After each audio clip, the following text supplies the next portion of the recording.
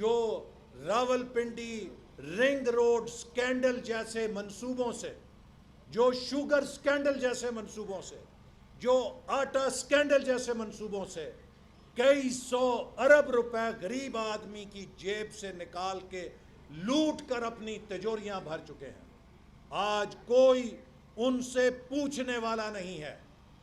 اگر عمران نیازی کے اپنے جیالے کو کرپشن کا سامنا کرنا پڑے اور اگر اس کے لیے تفتیش ہونی ہو تو اپنا ہی جج علی ظفر تفتیش کرے گا۔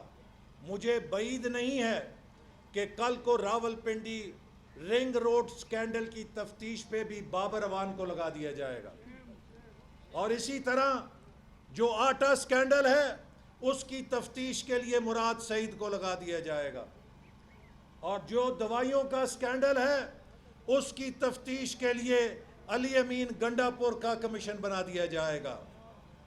یہ ہے احتساب، یہ ہے انصاف جو پاکستان کے اندر کیا جا رہا ہے۔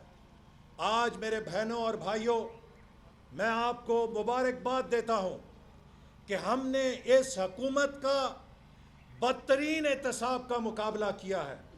ہم نے نیب کے مقابلے کیے ہیں، ہم نے FIA کے مقابلے کیے ہیں، ہم نے اینٹی کرپشن کے محکموں کے مقابلے کیے ہیں۔